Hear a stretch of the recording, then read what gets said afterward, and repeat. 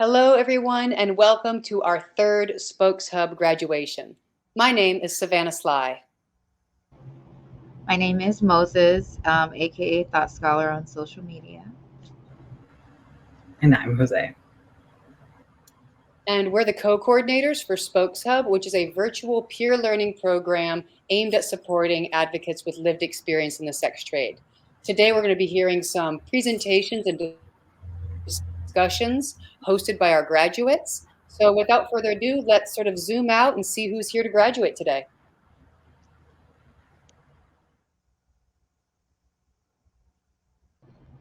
All right, first up, we have Cedar Salinas speaking on what they've learned about mutual aid from their sex work communities.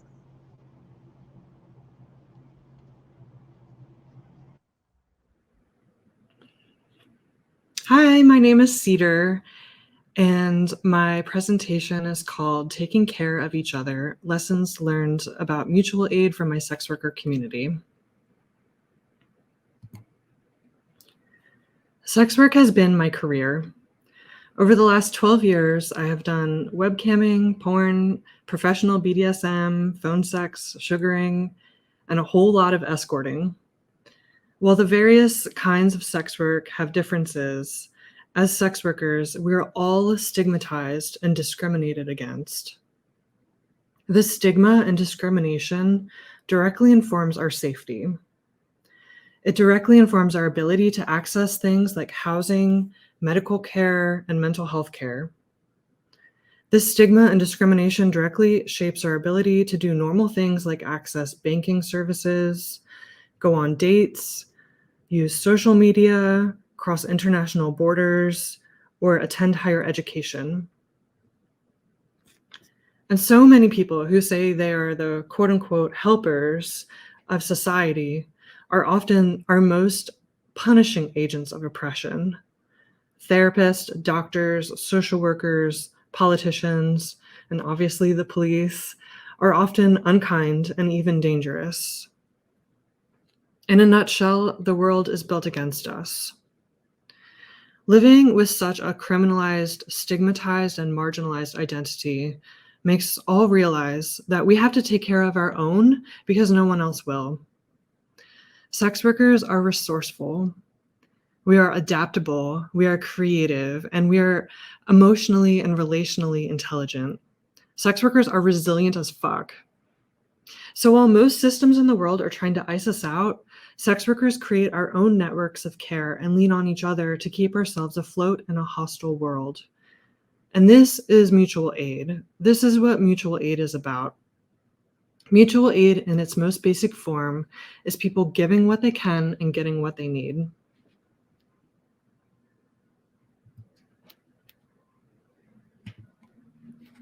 Mutual aid in marginalized communities is a tale as old as time. Any study of liberatory movements in history shows mutual aid is a powerful and important tool for sustaining communities. And sex worker communities are obviously no different. And just one example, of course, there are many. I could do a whole presentation on what mutual aid can look like. So this is just one example. But when sex workers were using mutual aid, an example of how sex workers use mutual aid was how we responded to the pandemic. The devastation of COVID-19 hit us particularly hard. Many sex workers who rely on in-person, intimate contact had no option but to risk their health and well-being to make rent and feed themselves and their families. In the face of crushing economic uncertainty and physical health threat, sex workers mobilized. So just one example, sex workers organized COVID relief funds for each other, collecting and distributing cash grants to other sex workers with no strings attached. But of course, we have always been, and we will always be, creating our own communities of care to cope in a whorephobic world. So here are some lessons I learned from my tenure in sex work and my experience doing mutual aid in no particular order.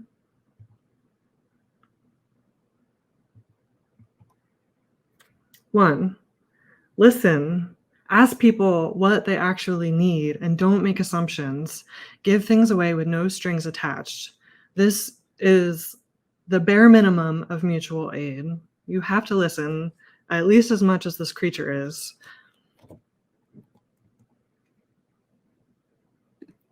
Two, no one gets it like how another sex worker gets it. So let me explain. A big grief that I've had over the years of my sex work career is that I'm not allowed to have a bad day at work.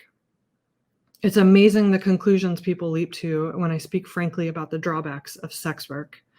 I should get a quote unquote real job, or I'm probably playing out old trauma, some things that I've been told before. And no one talks to people in straight jobs this way when they complain about their day at work. But the beautiful thing about having sex worker friends to vent to about work is that they understand and they get it. Even if they haven't been through the exact same situation, they're able to access compassion and care in a way that even people supposed to be professionally compassionate and caring, such as doctors or therapists and the like, cannot. My biggest advice to sex worker newbies is don't work in isolation. Don't have no one you can talk to about work. Find your people. Mutual aid is not just about tangible resources. It's about connecting with peers over shared reality. 3, step up and step back. Contribute if and how you can, and don't burn out. Make space for others to step up when you need rest. And if you can pick up slack when a peer needs it, then do that. There are times when I can't contribute and I can't step up, and it is such a gift when other people can do that for me. 4, people are working out their shit in community. This is like any group of humans. There's going to be disagreement. There's going to be conflict. There will be personalities and agendas, and there will be blowouts, and this is totally normal. It's not unique to sex workers. We're social creatures, and it makes sense we are working out our past shit with people in our immediate proximity. I've seen it go well, and I've seen it really fuck people up. I think a big factor in helping it go well is valuing repair. Conflict can be generative, and it can be healing. Conflict can be a source of progress. It helps if people are committed to moving through conflict and sticking with it in a way that is uncomfortable, but ultimately can create more trust. Sex work is complicated, and people are very, very complicated. And being in community can be both things, extremely challenging and a lifeline. 5, do not narc. As societal pariahs, sex workers are forced to insulate ourselves for protection. There are mutual aid strategies that should not be public information because that is part of how we keep ourselves safe. When thinking about what you want to publish or share with journalists or researchers or social media or your client or whoever, follow the needs of the most vulnerable people and give thought to preventing unintentional harm. 6, beware of savior complexes.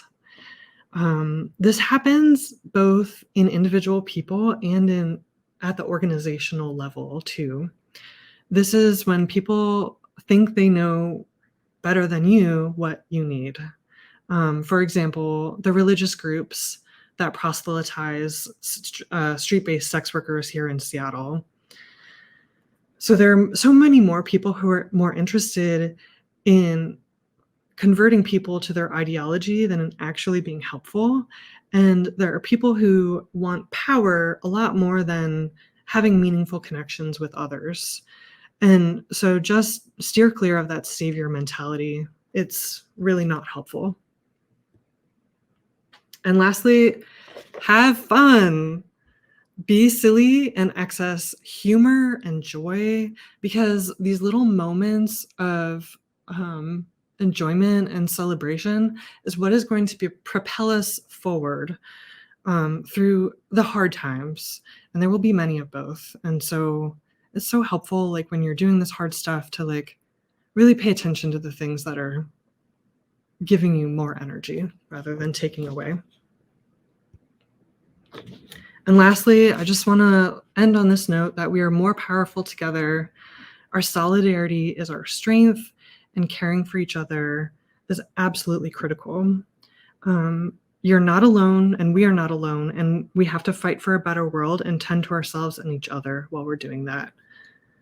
So that's my presentation. Thank you very much to the Spokes Hub crew, Savannah and Moses and Jose. You all are wonderful. Thank you very much. And also thank you to Rachel, my editor.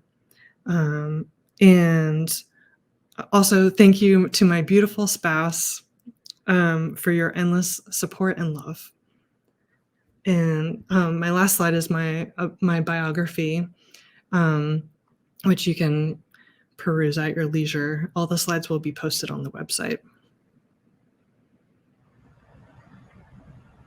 Cedar, that was great.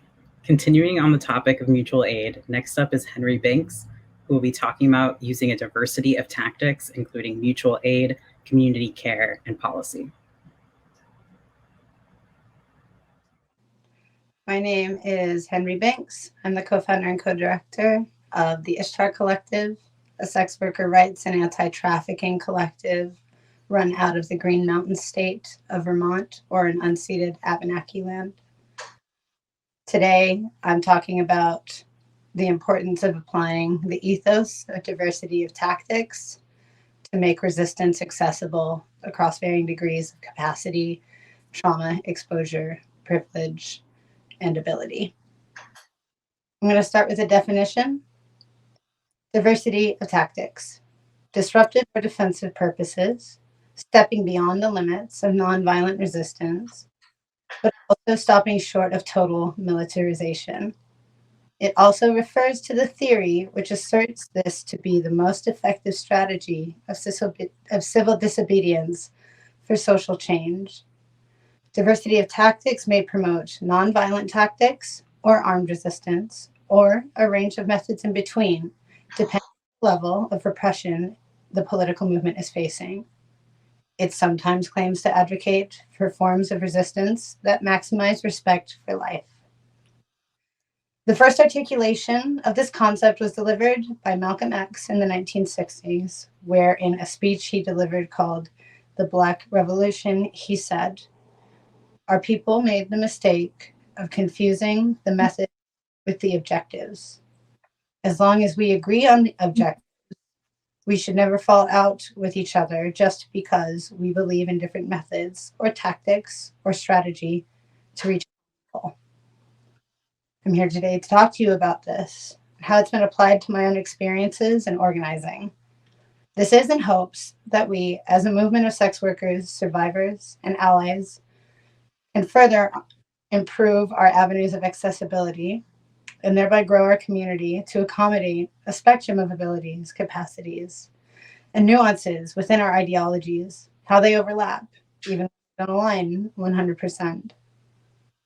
When I was radicalized during the Occupy movement of 2012, I had several experiences in which I felt this expectation to put myself at risk for the cause or to engage in forms of resistance that didn't feel good for me. I learned then what my boundaries are in action, the hard way. I also saw a lot of internal conflict over nuanced differences of methodology and contending ideas of what the right way to move through political tension was. When this happens, we lose access to a full spectrum of strategy. We lose access to potential ideas and creative means we may not have considered before. In that time, we were a group of people, all impacted by existing at the losing end of capitalism. This is a common walk of life with lots of different identities shouldering the same problem on a spectrum of severity and privilege.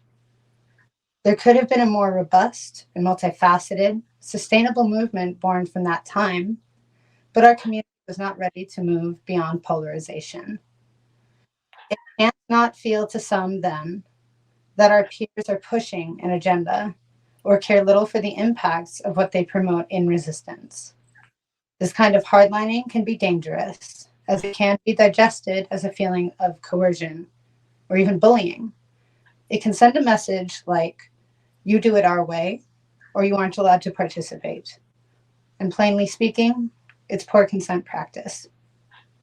An extension of practicing mindful consent is to be absolutely clear about what you're asking of your peers, and to accept when their capacity does not meet with your requests and expectations. The facts were then that not everybody could be arrested or could sacrifice days-long shifts in keeping our encampments safe from the police. Some people were led into interactions with Seattle PD that they were not prepared for or further supported through. I took those experiences with me. I believe deeply in the importance of a multi-pronged approach to resistance, or social change, if you will. The journey our collective has been on thus far demonstrates its utility, beyond the fact that its resource consequences can be observed. People being fed, remaining housed, policies and legislative relationships are forged in good faith and trust. This approach gives people a chance to participate in a spectrum. The Ishtar Collective introduced methods of intersectional organizing like this through absolute necessity. In 2020, when we were founded, our mission was initially to be part of a conversation regarding a policy that was introduced to decriminalize sex work. Of course, when COVID-19 made landfall in the United States, universally priorities shifted. For us, as sex workers and organizers in Vermont, the shift was one away from policy and one towards urgent community action to support sex workers and other underserved community members. Mutual aid became our primary focus during the pandemic, and it took shape in the way of grassroots fundraising to allocate rental assistance to sex workers who were written out of the stimulus program. More than money, though, families needed to be fed too. Farms all over Vermont were forced to adjust their expectations of distribution and produce. We saw an opportunity then to collaborate with those farmers to glean nutritious food from their stores and get that resource to 20 households over the first 6 months of this project. The echo chamber of this shift is still evolving in ways we could not have anticipated. Nearly 4 years later, we have established a food justice committee that runs a garden designed for the sole purpose of getting nutritious food to our neighbors who may otherwise struggle to avoid organic fruits and vegetables. So where did our policy efforts go? That never stopped either. In 2021, we pushed our first piece of policy, the Good Samaritan Bill protecting sex workers from arrest should they be witness to or victim of a violent crime during an act of sex work. The bill passed with sweeping support from our elected officials. Happily, I report that every year that we have been active in the State House, we have managed a legislative victory so far. While that might not always be the case, I can tell you now that a big factor in our success is that our elected officials don't just see us in advocacy, not our membership just in the State House. They also see us constructing community fridges, growing food for our neighbors, and participating in community care beyond the silo of our sex worker circle. Beyond adaptability, why is this way of doing things so important? How is the garden policy split demonstrative of supporting a diversity of tactics? Firstly, not everyone is in a place to be out as a sex worker, and policy work can require this risk to be taken. Coming out as a sex worker in your community and to your legislative body is not something that is easily taken back. The dangers are beyond physical harm. The echo chamber can create housing barriers, put the custody of person's kids at risk, and hurt chances of outside employment, even beyond the risk of legal ramifications. If you cannot be out in the State House or if that method of organizing does not align with you, there should be space made for alternative means. Again, what I learned in Seattle was that people exist on a spectrum of ability, on a spectrum of capacity, trauma, experience, and availability. Creating robust community resistance has to be an act of trust in our common ground and must be rooted in compromise and flexibility. Not everyone has access to the same information or social resources to get them in perfect alignment with you, and it doesn't make anybody less worthy of support. Moreover, in resistance, we are always learning and unlearning.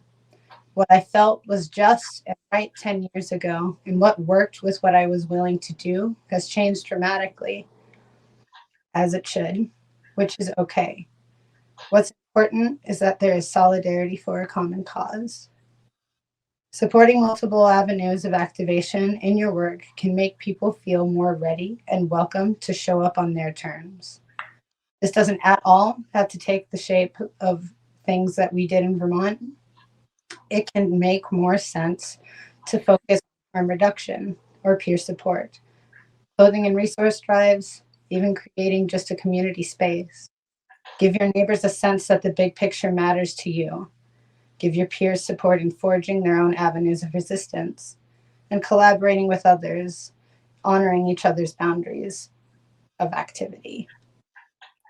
We put, this makes the thing more sustainable. It gets more done, and it's a lot more enjoyable for everyone involved. Thank you. Thank you, Henri, for that message around creating inclusive and sustainable movements in community. Next up, our graduate is Candice Clark. And Candice is going to be interviewed by our co-coordinator, Jose. This is going to be a dynamic exchange between two people. They're going to be talking about an incident in Candice's life when she was doing sex work. Heads up and trigger warning. Candice is going to be talking about an incident of violence that she experienced. And also interwoven into this interview are going to be images that are evidence of violence. If you feel this might be triggering for you, feel free to pause or step away now. Hi again, everyone. I'm Jose, one of Spokes Hub's co-coordinators, and today I'm honored to talk with graduate Candice Clark, who advocates for survivors and victims of violent crime in the LGBTQ community and is also a former sex worker. Hi, Candice. Hi, Will you start by telling us about yourself and a little bit about where you grew up? my name is Candice Clark. I live in Tampa, Florida, born and raised in the Tampa Bay area all my life. Uh, my mom had a total of 7 kids, with me being the youngest. Also, the city that I'm from is called Plant City, Florida, and it's home of the Strawberry Festival parades. And why did you get into sex work? I got into sex work by just, I guess, following the leader because I had a friend who is now deceased who introduced me to doing the sex work. And when I did the sex work the first time, I liked it and I continued to do it. And so it sounds like things were going well with the time and you were working with friends you trusted before things kind of took a turn for the worse on New Year's in 2005. For our audience watching this graduation, we're going to take a moment to hear an interview clip of Candice's experience surviving an attack by a client. In this interview, she's talking with Felix Vega, the prosecutor on her case. This case kind of broke free from the status quo by providing justice for a street-based sex worker, let alone a Black trans woman, against a white man in the military. And we sat in my living room for maybe 15, 20 minutes. He was drinking some Alizé liquor at that time, and I was smoking a marijuana blunt that night. And so we sat there and we talked or whatever. I think he told me that he was in the service, AWOL. No, I think I found out from the sheriff department that he was AWOL from the service. Because he was heading out to his training the next day, is what we found out later. Yes. Okay, so what happened, you've been in the apartment about 15 minutes. Did you get a sense that anything was wrong or something was off about him when you were talking? Or was he just someone, seemed like a normal 18-year-old that just wanted to... He seemed like a normal 18-year-old that just was down to have a good time. So what happened next? Did you eventually have sex with him? Yes, we did. Like I said, after we sat there for 15, 20 minutes talking, whatever, that's when we went into my bedroom.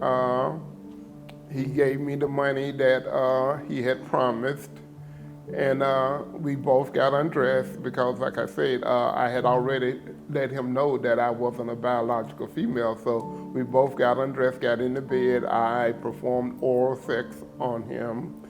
After performing oral sex on him, that's when he wanted to penetrate me, and so I gave him the condom. We had sex and everything. So after the sexual affair was over, we got up, we cleaned up and everything, and got dressed. And like I said, he had promised to take me back to my vehicle up on Nebraska. And I asked him again, was he going to still do that? He said yes. So I got in the car with him, and we were heading back to where my car was.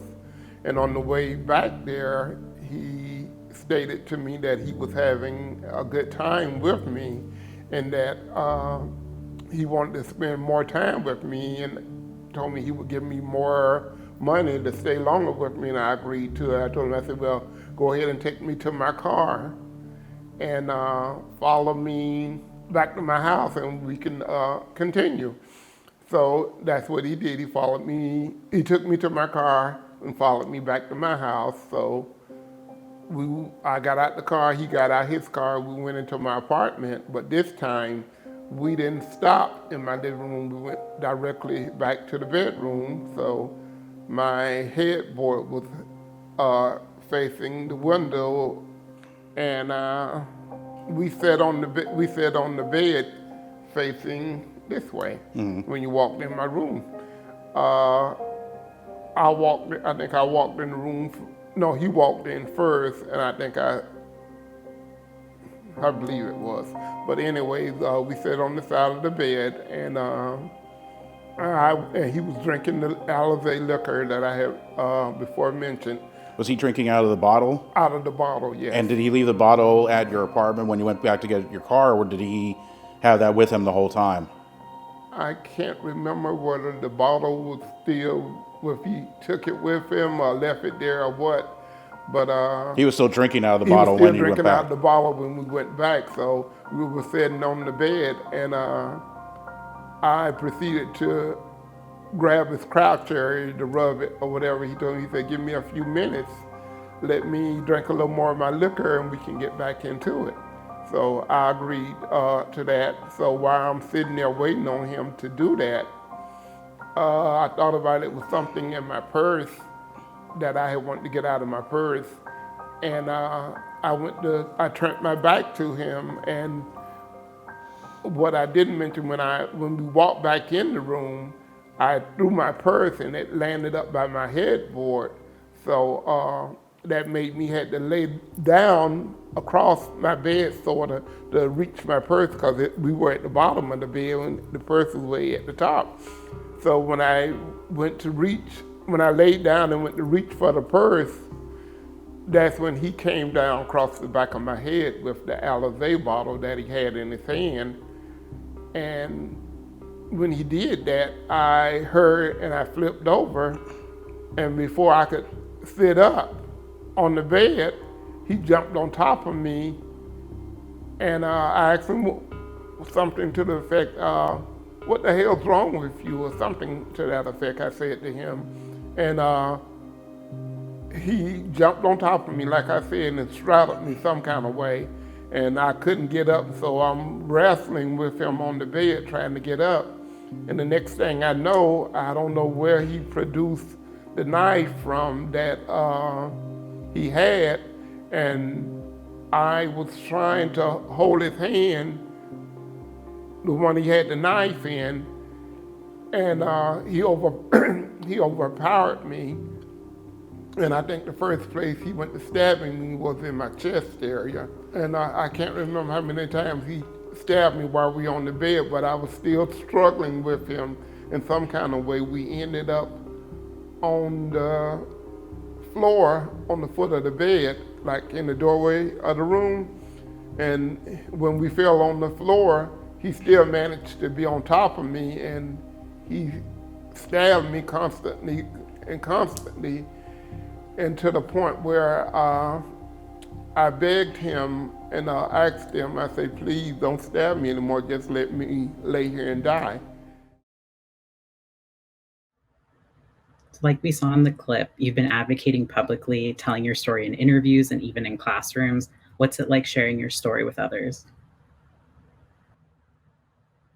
And at times, it's been painful for me thinking back to New Year's Eve 2005. But at the same time, I want what happened to me to be a learning experience, and not saying that this can't happen to you. I want, if you could, get away from the sex work and take up some type of trade. Do that. Just don't depend on the sex work to support yourself. Do something else as well. And so as we finish our conversation, what's your final message that you want to share with other sex workers? My final message that I want to share with other sex workers: don't let your guard down. No matter how comfortable one of your Johns going to make you feel, or whatever the case may be, don't let your guard down, because that's what I did. I let my guard down, and I was almost killed by doing that. So don't let your guard down. Candice, thanks so much for sharing with us today. Appreciate you. Thank you. Okay, up next we have Rachel Marie speaking on the history, impacts, and future of SESTA and FOSTA.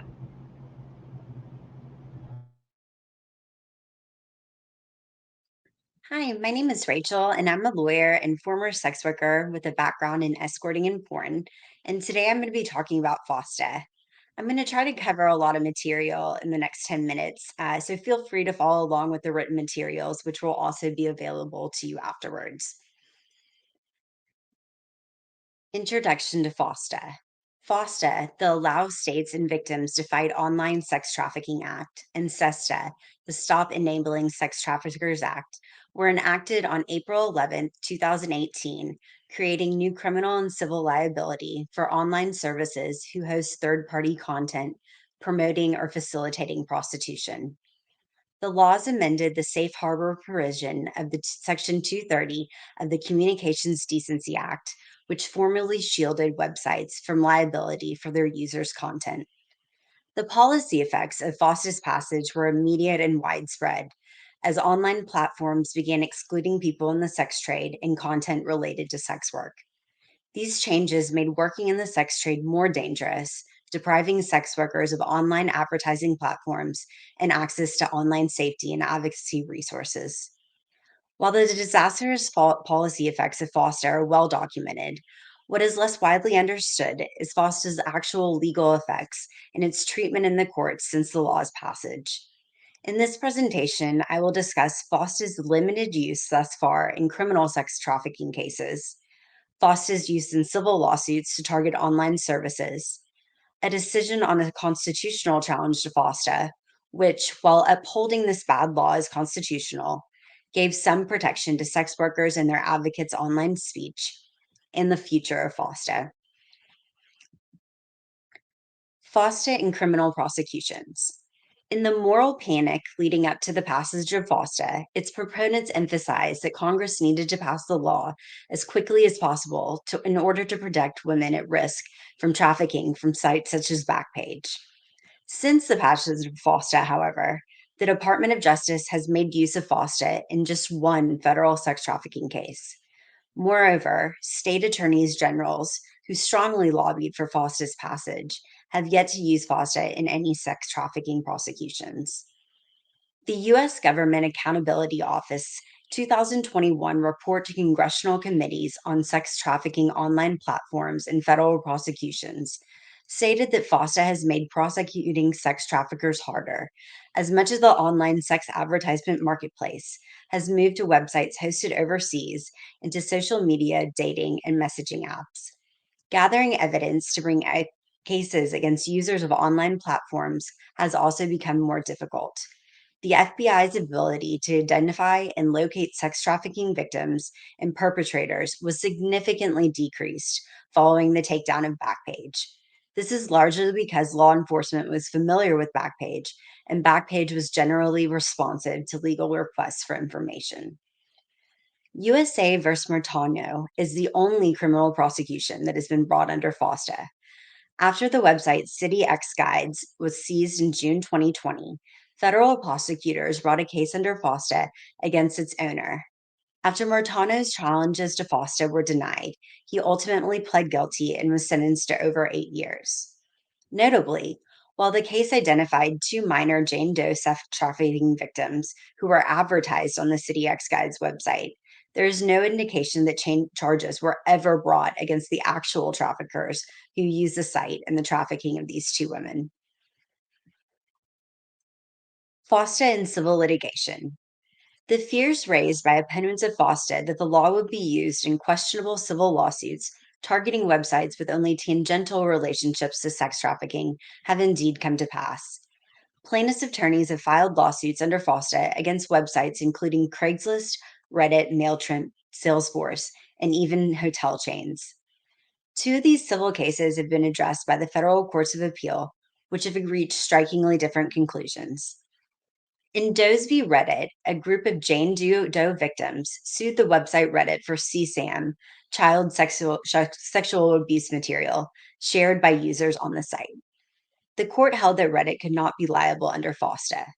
The court stated that FOSTA did not intend to dispense with the conventional mental state requirement that the defendant know the facts and make his conduct illegal. Thus, websites such as Reddit can be liable under FOSTA only if they knowingly facilitated trafficking and intended to do so. Reddit was not liable under FOSTA, as there is no allegation that Reddit knowingly participated in or benefited from a sex trafficking venture. In GG and Deanna Rose versus Salesforce, sex trafficking victims sued the website Salesforce because Salesforce was used by Backpage as an online customer relationship provider that provided marketing and sales services. In contrast to the Ninth Circuit's decision in the Reddit case, the Seventh Circuit rejected the specific knowledge requirement and instead held that a constructive knowledge, knew or should have known standard is sufficient for the case to proceed under FOSTA. Salesforce either knew or should have known that at least a substantial part of Backpage's business was illegal sex trafficking. A direct connection between the victim's trafficking and Salesforce is not necessary. Constitutional challenge to FOSTA. In Woodhull Freedom Foundation versus United States, a constitutional challenge to FOSTA was brought by the Woodhull Freedom Foundation, Human Rights Watch, Internet Archive, Eric Kosek, a massage therapist affected by the takedown of Craigslist personal service listings after FOSTA, and Alex Andrews, the owner of the online discussion forum Rate That Rescue. While the court upheld FOSTA and decided that FOSTA does not unconstitutionally restrict protected speech, the court's decision significantly narrowed the definition of what types of speech violate the law's broad language. The court held that knowingly assisting, supporting, or facilitating sex trafficking and promote and facilitate prostitution were intended by Congress to mean aiding and abetting, meaning that the speaker had knowledge that laws were being broken and is actively aiding in that law breaking. Thus, the court held that FOSTA does not criminalize promoting prostitution broadly. The mental state requirement does not reach the intent to engage in general advocacy about prostitution or to give advice to sex workers generally to protect them from abuse. The decision makes clear that FOSTA does not apply to individual sex workers who use online forums for their own sex work, or online speakers of general speech regarding sex work, including educational discussions and decriminalization advocacy. The decision leaves open many more questions than it answers, however. The court did not rule that the phrase prostitution of another person means only trafficking and not consensual adult sex work.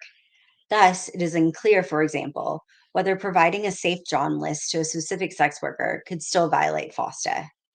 Moreover, although the court's narrow reading makes clear that websites do not need to be afraid that general speech about sex work violates FOSTA, given the continued uncertainty, it is unclear if online platforms will be comfortable enough to again host the type of content that they shut down in the wake of FOSTA.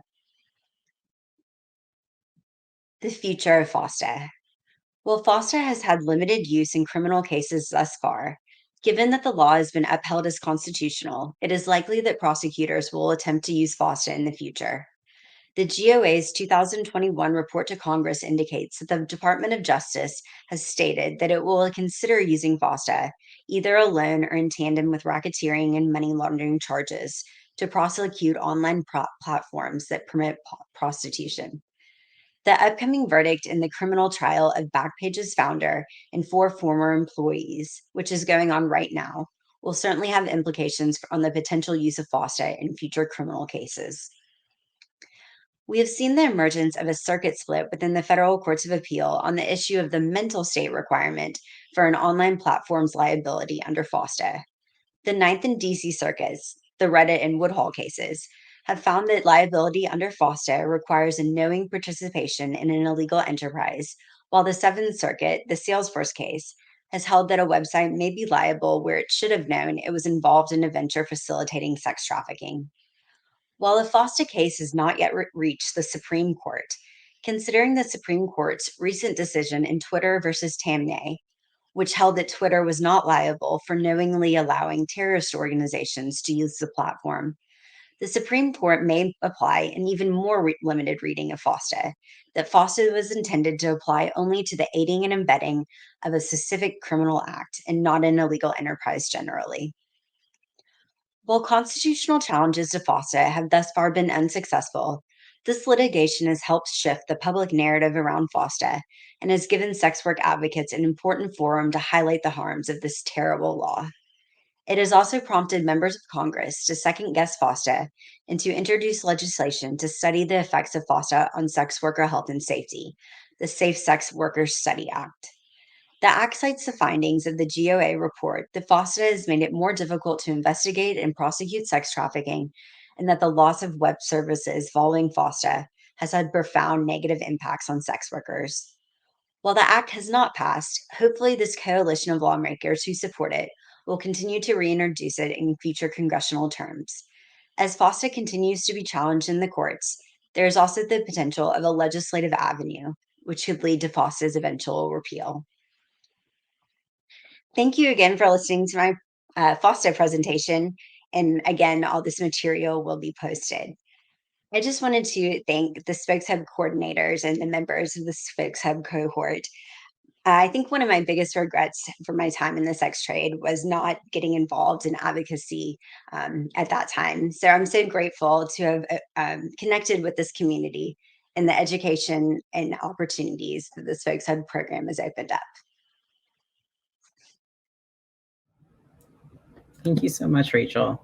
Our last graduate is Leigh Oshiro-Brantly, who will be talking about pleasure as an access point.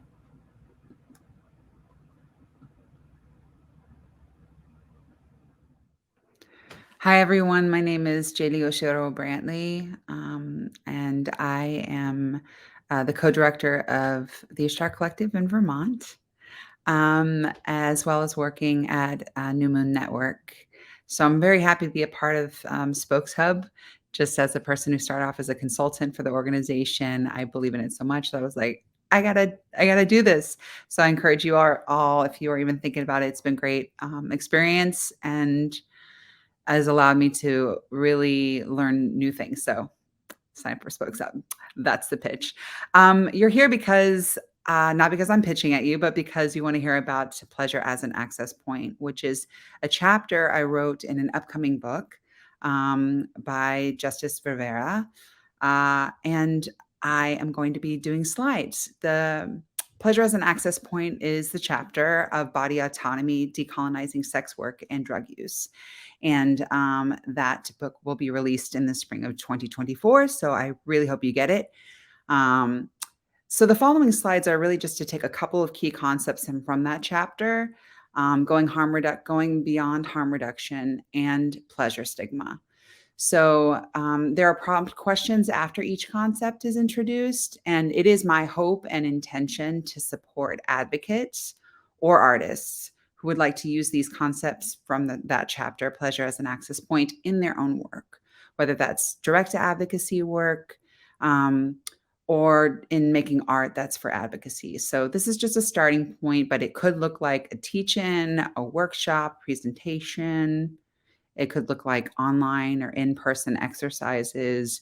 It could be group discussions or research projects like focus groups or interviews, or just, inspiration for you for your own art projects. So just to get you thinking, get that stuff knocking around in there and making associations. So of course, anything else that brings you pleasure.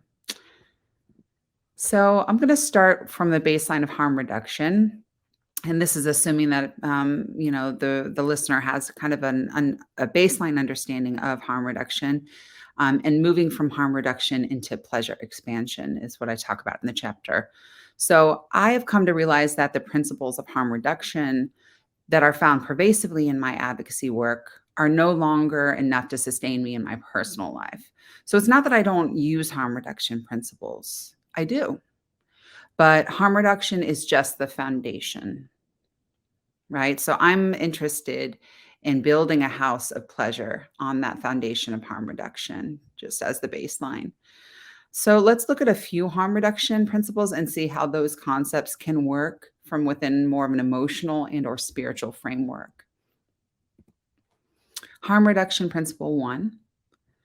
Harm reduction accepts, for better or worse, that licit and illicit drug use is a part of our world and chooses to work to minimize its harmful effects rather than simply ignore them or condemn them.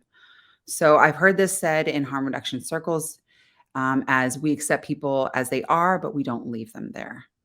So if I expand that concept into an emotional and spiritual place, that leaves me with a feeling of sort of accepting myself and the world as it is and as they are, but not leaving us there.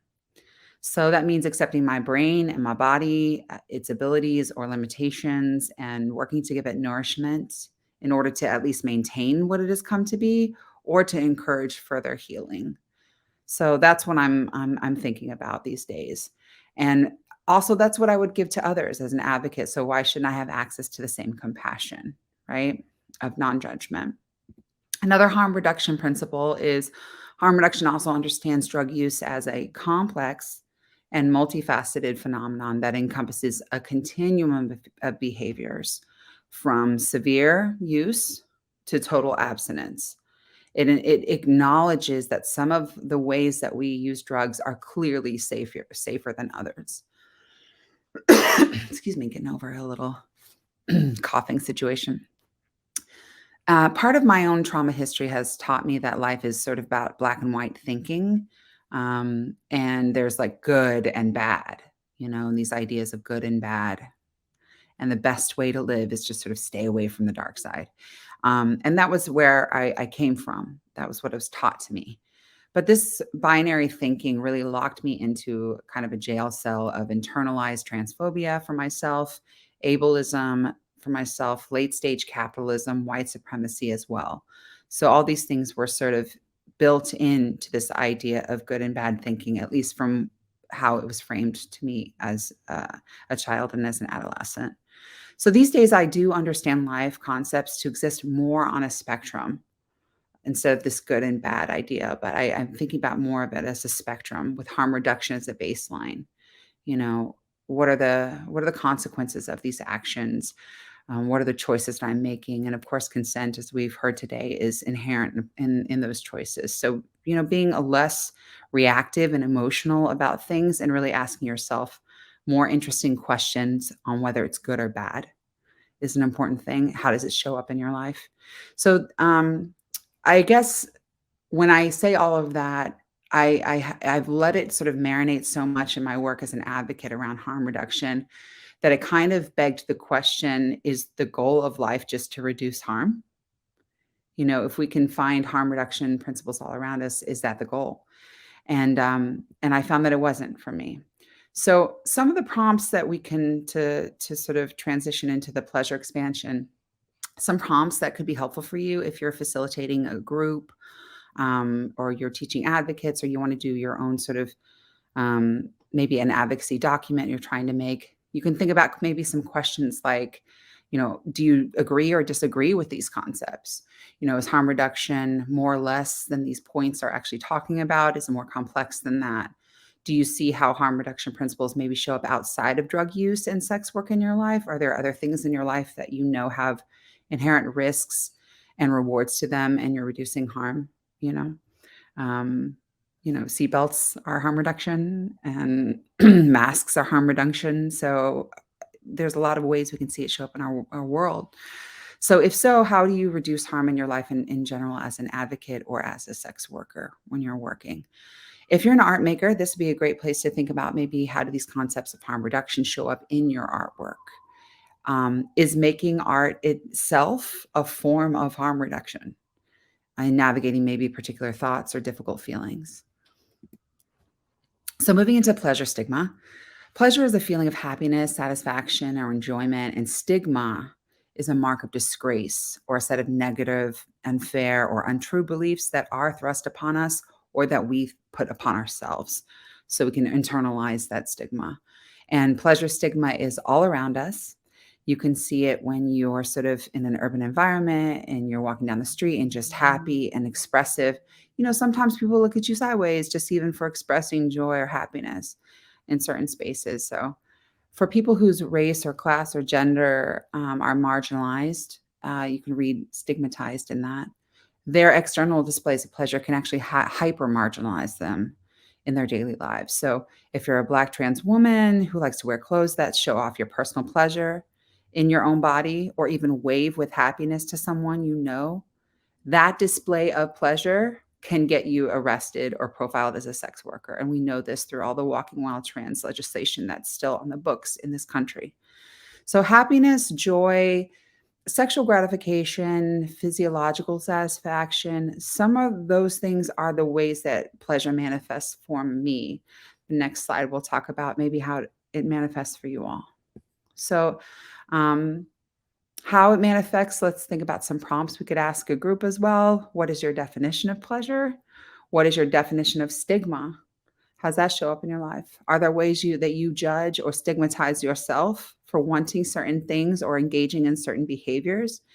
Does even the concept of pleasure bring up thoughts of white privilege or ableism, right? Or pop culture trends like this toxic positivity on social media we see there, kind of performing happiness, performing positivity. Are you afraid to engage in pleasurable things like dressing how you like or being affectionate with someone publicly for fear of stigma, for fear of being profiled or even being harmed? Excuse me. And for you art makers out there, how does pleasure show up in your art? How about stigma? Does that show up in your art? Do you have aversions to connecting with or expressing your pleasure in your art? Because that can be very real. And is making art more of a purging of emotions or thoughts rather than an expression of pleasure? And do you like it that way? So in closing, these are just a sample of two concepts, the harm reduction and moving beyond it, and pleasure stigmatization, and how they could be useful for advocates to spark conversations or work, or artists who make art. Thank you for diving in with me. And as I've written in the chapter, may your access points be of your own making. I tend to like endings with possibilities. So what are yours?